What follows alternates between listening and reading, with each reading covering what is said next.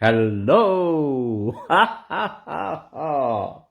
ও মাই god!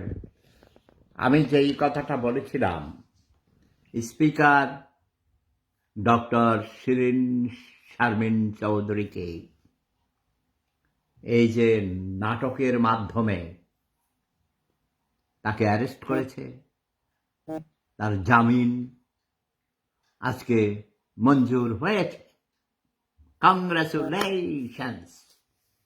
এই যে বলেছে না, রাত যত গভীর হয় সূর্য উদয়ের সময় তত ঘনিয়ে আসে, ঠিক তেমনি ভাবে আমার হাসু আপা সহ আওয়ামী লীগের সকল নেতা নেত্রী যারা জেলে আছেন, অন্য দেশে আছেন, আত্মগোপন করে আছেন, সবাইকে ধাপে ধাপে এইভাবে ধীরে ধীরে তাদের জামিন মঞ্জুর করা হবে।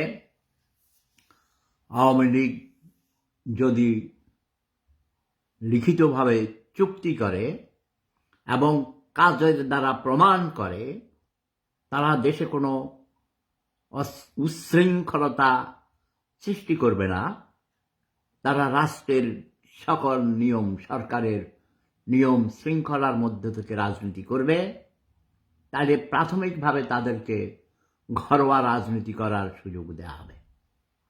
কোন রকম হরতাল, ভাঙচুর, কোন রকম ওই নৌকা লগি বৈঠার আন্দোলন ওসব চলবে না।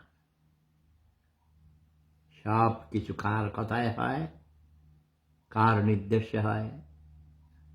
যার নির্দেশে, যার অঙ্গুলি হরণে সারা পৃথিবীর রাজনীতি চলে, তার নাম সেফুদা। এই যে দাদা, আজকে খুশি হলাম, কিন্তু কালকে একজন সুফি দরবেশকে পিটিয়ে হত্যা করেছে, তার ঘর বাড়ি চালিয়ে পুড়িয়ে ছাই করেছে। It is not a good sign at all. একজন টেলিফোন করেছেন, দেখি কে সে। রাজাকার, একটা রাজাকারের সন্ত্রাসী আইসে, বুঝছ, আমাকে কল করেছে, ইন্টারাকশন করেছে, আমাকে গালি দিয়েছে। আমি স্পিকার ডক্টর শিরিন শারমিন চৌধুরীর জামিনের খবর পেয়ে আমি খুবই খুশি হয়েছি। ধাপে ধাপে এইভাবে আসবেন। হাসপাপা উচিত হবে নিজেই ঘোষণা দেয়া যে আমি আসছি, আমি মহামান্য আদালতের কাছে সারেন্ডার করব, আত্মসমর্পণ করছি, আমি আইনের মুখোমুখি হব। আমি হলে তাই করতাম। ইয়েস, হাসপাপা তুমি চলে আসো। হাসপাপা তৌহিদ মির্জা, ওয়েলকাম। দেখেছ, স্পিকার ডক্টর শিরিন শারমিন চৌধুরীর জামিন হয়েছে। আমার হাসুয়াপাও এইভাবে যদি আসেন, তাঁরও জামিন হবে। আমি অনুরোধ করব, আপনারা আসুন।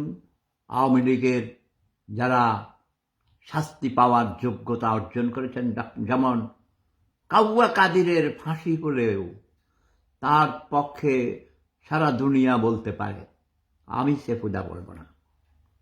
এই কুত্তার বাচ্চার জন্য আমার হাসুয়াপার আজ এই অবস্থা। আওয়ামী লীগ এত ভালো ভালো কাজ করেছে, তারপরেও কেন আজ মানুষের মন বিষাক্ত হয়েছে? এই কাউয়া কাদির, নোয়াখিল্লা হারম দাদা, তার বাপ দাদা, চাষা মাসা যত সব রাজাকার ছিল, এই ছোট লোক গরিব জুটার বাড়ির ছোটে কাউয়া কাদিরের কলিজা একটা কুত্তারে খাওয়াবো। ওকে, হারাম জাদা, হারাম জাদে, কাউয়া কাদিরা নোয়াখিল্লা কাটার ছোট লোক, তোর কলিজাকে একটা কুত্তারে খাওয়াবো। ওকে, লাভ ইজ পাওয়ার। জয় বাংলা, জয় বঙ্গবন্ধু, জয় শেখ হাসিনা। আমার হাঁটু আপাকে আমি স্যালুট জানাই। হাঁটু আপা, আই লাভ ইউ। ক্ষোভের কারণে তোমাকে অনেক সময় আমি অনেক শব্দ বোমা মেরে থাকি, সেটা তুমি নিজ গুণে ক্ষমা করে দিও। তুমি নিজে বুঝতে পারো আমার মনে অনেক ক্ষোভ, অনেক দুঃখ। 35 বছর যাবৎ আমি নির্বাসনে, কারণ এর জন্য দায়ী এই কাউয়া কাদিরের মতো এই কুত্তার বাচ্চারা, হারামজাদারা, জামাত শিবিরের রাজাকাররা। দেশ স্বাধীন হওয়ার পর দেশে বিদেশে আমার এক বিন্দু ক্ষতি করে নাই। বিএনপির লোকরা আমার কোনো ক্ষতি করে নাই। ক্ষতি করেছে আওয়ামী লীগের লোকরা, আওয়ামী রাজাকাররা। ইয়াস, আমার ব্যক্তিগতভাবে আমার কোনো ক্ষতি জামাত শিবির, বিএনপি, দেশে বিদেশে, এই ভিয়েনার মাটিতে কোনো বিএনপির লোক কোথাও কখনো আমাকে অসম্মান করে কথা বলেনি।